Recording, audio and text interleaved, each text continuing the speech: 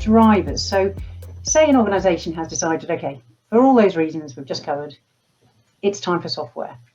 Roly, what would be the kind of factors that would make them, they might want to consider as to whether they want an all singing or dancing HR information system that does everything, or a more point solution like Appraised, for instance? Sure. Okay. There are lots of factors. I think there are obviously some the kind of general factors that everyone should consider, which is this a good company to work with? Do you get the impression that the people working there are passionate about this, and that they're going to be they're going to be making decisions on your behalf in some cases. So they'll be saying, well, I think you've told us this about your organization, and therefore I'm going to recommend these features and the way this is enabled and the way you implement it. And you've got to feel as a buyer that those people are really knowledgeable. They're not just interested in the buttons and bells and whistles of the software, but they're genuinely curious about your organization and the challenge that you have. So that really speaks to having a strong customer success team. They're able to talk on a strategic level. So if I was buying, I would be asking that customer success, I'd be putting out questions to test them, maybe say, look, this is the challenge. This is the feedback I've had from the CEO or the leadership board. They want people to be more aligned. How would you recommend that we do that, rather than does it do X? I think it's really important nowadays with this kind of software, and this is where you move way beyond the all-in-one HRIS, which is really just a set of features, to something that is a point solution where it's you get that kind of level of that more strategic support as well.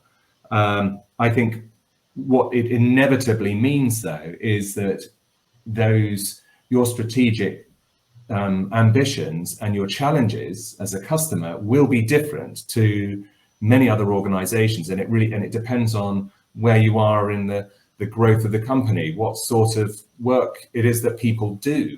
Is it very sales, or is it manufacturing, or is it creative industries? Are people paid by, do they bill by the 6-minute interval, or is it project work? And all of those things will change the way the performance management system works, and the kind of data that you want people to be considering during those performance discussions. So having a very flexible and customizable system, I think, is just essential, really. And I think people can get stuck with a sort of an add-on module that sort of appears like it'll do the job. And yes, there's a form that people can type into and it will send reminders, but actually, is it really creating the perfect environment for each of those discussions that are happening across your organizations? Not necessarily. So hence, that's hence the birth of Appraised, really.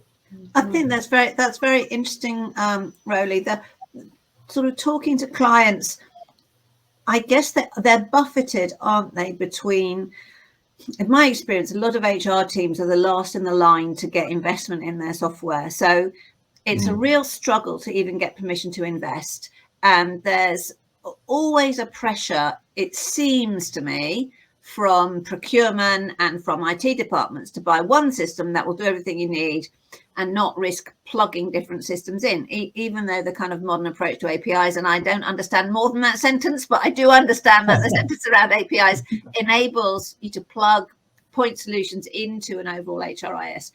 I think it's quite demanding for some of the HR professionals to stand up to, the powers that be in the organization.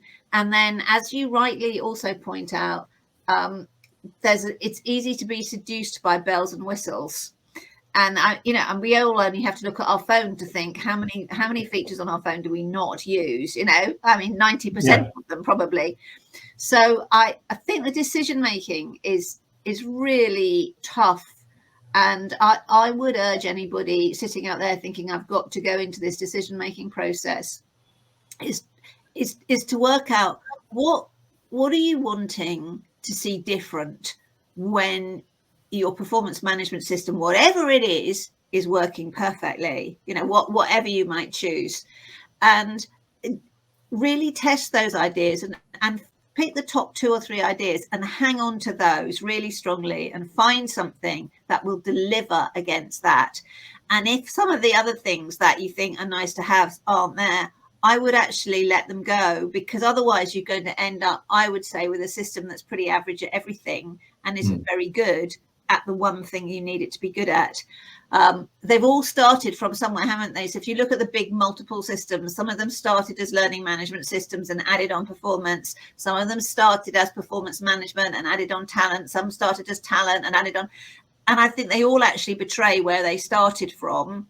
And so if they haven't started from where it's important for you, I think I think that would, for me, be a big red flag around a system. So if I was looking for something that really needed to influence performance management in a particular way, I would focus on that above all else, would be my general, my take, given the struggles that I see HR people have.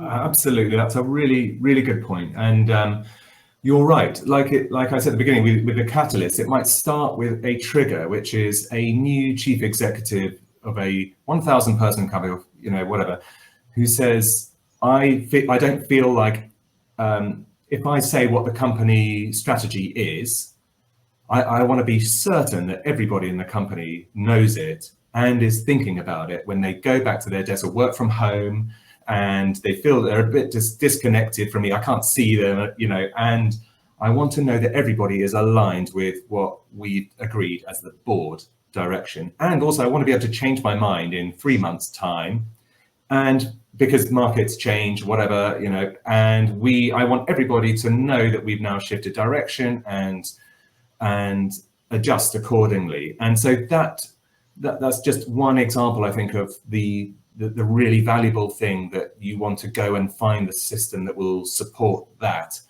rather than, like you say, you might end up with a big kind of divergent conversation talking about, oh, well, it can do this, this, this, and this, and this, and it can replace that system, it can do that.